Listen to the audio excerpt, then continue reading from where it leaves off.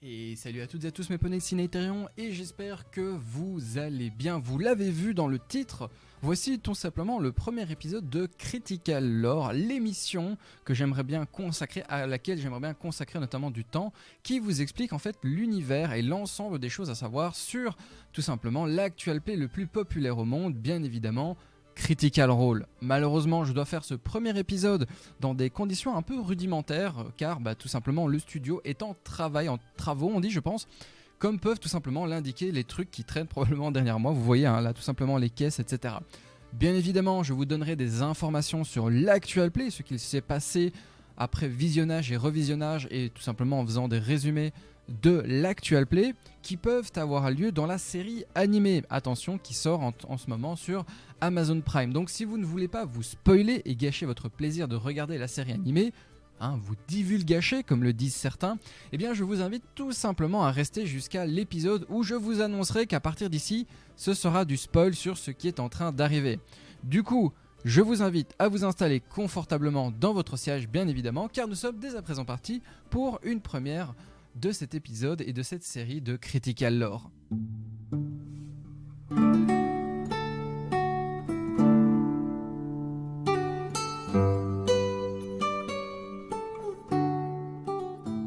Épisode numéro 1, l'arrivée à Craghammer. Vox Machina entre en fait dans la cité naine de Craghammer à la recherche en fait de Dame Kima de Vord. Ils obtiennent en fait des chambres à la taverne de l'Iron Earth et Tiberius s'attire en fait la colère de la maison Thunderbrand. Au même moment, à cause d'un malentendu, Trinket, l'ours de Vex, est engagé dans un combat d'ours à la taverne et le groupe est obligé d'intervenir. Le lendemain, ils rendent visite en fait au propriétaire des mines Nostoc Greyspine et apprennent en fait que Kima a disparu en bas il y a quelque temps. Alors qu'ils finissent en fait de parler, un grand groupe de gobelins soudainement se précipite à la surface et aide les nains. Et en fait, ils aideront les nains à les combattre. Ils réalisent que les gobelins qui venaient de sortir des mines fuyaient tout simplement en fait une étrange abomination qui est finalement tuée par Scanlan. Épisode numéro 2, dans les mines de Greyspine. Greyspine propose au groupe une récompense en fait s'ils parviennent à stopper les sources de ces attaques provenant tout simplement du sous-sol de sa mine. Ils s'arrêtent à la maison Thunderbrand et achètent en fait des provisions à la valeur de la vaillance avant tout simplement donc d'entreprendre leur descente. Ils sont attaqués sur le chemin par deux Humber Hulk, ainsi que par 3 Duergar et un dévoreur d'intellect. Grog est frappé par une attaque télépathique et tombe tout simplement inconscient au cours du combat. Le dernier Duergar se rend, mais Grog ne répond pas aux soins du reste du groupe. Épisode numéro 3, Strange Bedfellows. Après avoir échoué à ranimer tout simplement un Grog inconscient, Vox Machina interroge et torture la Duergar avant de la tuer. Après avoir campé pour la nuit, Keyleth parvient tout simplement à ranimer Grog par le biais d'un rituel, bien que Vex soit convaincu que son baiser l'ait tout simplement aidé. En suivant des traces au matin, ils enquêtent sur un village gobelin et repèrent un camp de guerre de l'autre côté d'une crevasse pontée. Scanlan s'approche avec le tapis volant et explore la zone, trouvant des trolls et un flagelleur mental. Le groupe se réunit et met en place en fait un plan impliquant le sort terrain hallucinatoire, Vax servant d'appât pour tromper les trolls et les faire tomber tout simplement du bord. Le flagelleur mental s'approche et le pont est tout simplement coupé alors que le groupe se retire et explore une grotte cachée plus bas dans la crevasse. Il rencontre un paria flagelleur mental, un allié potentiel au groupe dénommé Clarota. Épisode numéro 4, l'attaque du camp de guerre des Duergar. Se reposant en fait dans le village gobelin abandonné, Clarota partage ses connaissances en fait sur Gvarn, un tyranneuil qui a pris le contrôle tout simplement de son peuple. Ils discutent de différents plans pour attaquer le camp de guerre des Duergar de l'autre côté du fameux gouffre. Vax et Scanlan tendent une embuscade à Lilithid du camp en question, tandis que le reste du groupe utilise le sort de lumière du jour pour aveugler leurs ennemis. Le combat se complique lorsqu'une bulette surgit dessous leurs pieds pour se joindre au combat, mais Grog parvient tout simplement à la tuer. Épisode numéro 5, l'astuce pour tomber, c'est le titre.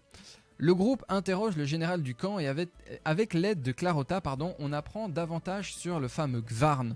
Ils ont l'intention de le laisser partir, mais son cerveau est mangé par Clarota, qui reste finalement un flagelleur mental. Une fuite risquée laisse Clarota blessée et il la soigne et se repose. Il rencontre un groupe d'ogres tirant un chariot et un combat s'ensuit dans la même session, réveillant les ogres cachés à l'arrière du chariot, mais ils prendront le dessus. Épisode numéro 6, Breaching the Emberhold. Alors que le groupe tout simplement s'enfonce dans les profondeurs, ils rencontrent la forteresse souterraine d'Emberhold. Ils attaquent quelques gardes et découvrent en fait qu'une porte en pierre cachée derrière une coulée de magma tout simplement leur permettrait de rentrer dans cette fameuse cité. Ils se feraient un chemin dans un donjon et sauvent tout simplement Dame Kima, qui était tout simplement emprisonnée là. Elle a un moment de tension avec tout simplement Clarota, dont elle se méfie naturellement en raison de sa nature d'illithide. Épisode numéro 7, la salle du trône. Le groupe en fait continue son exploration donc d'Emberhold. Ils combattent et interrogent un mage du Ergar et apprennent que Gvarn lui-même les attend probablement en haut. Ils débattent de leurs prochaines actions, craignant que s'ils s'échappent vers la surface à ce moment-là, ils ne soient en fait tout simplement poursuivis et piégés dans une bataille à deux fronts. Ils se dirigent donc vers la salle du trône de la forteresse et affrontent le roi du Ergar, Murgol, et sa femme, la reine Ulara. Le roi est tué dans le combat, mais la reine Ulara s'échappe au milieu d'une rencontre dangereuse, tout simplement également compliquée par la présence de deux nouvelles créatures de basilic. Grog est capturé dans le combat, Killma et Tiberius sont pétrifiés, et Vax, inconscient, est gravement brûlé à la jambe droite par le magma qu'elle a fait apparaître. Épisode numéro 8, Glass and Bone. Emberhold est tout simplement submergé par la lave alors que Vox Machina bat en retraite. Transportant leurs compagnons gelés et discutant de la façon de récupérer Grog, Tiberius et Kima sont ranimés grâce à un sort de grande restauration, et Kima partage une vision qu'elle a eue de Gvarn, qui possède l'une des cornes d'Orcus, un très puissant artefact. Ils se reposent et suivent l'odeur de Grog vers une fosse remplie d'éclats de verre volcanique. Les Duergar, en bas de cette fameuse fosse, combattent une abomination et le groupe s'en mêle également. Trinket est assommée dans le combat, mais elle est récupérée par Keyleth, Tiberius et Pike. Vax découvre un camp de Duergar sur le côté opposé du coup à cette fosse où sont emprisonnés la reine Ulara et notamment aussi un Grog captif. Épisode numéro 9, Yugvoril a découvert. Tiberius est repéré et Vax est tout simplement obligé de tuer le guetteur du Ergar de l'autre côté de la force. Ils affrontent la reine et un combat éclate avec un illithide invisible dans la région. Il libère Grog de ses chaînes et Gvarn possède tout simplement la reine et leur demande de venir dans son temple en tant qu'invité spécial.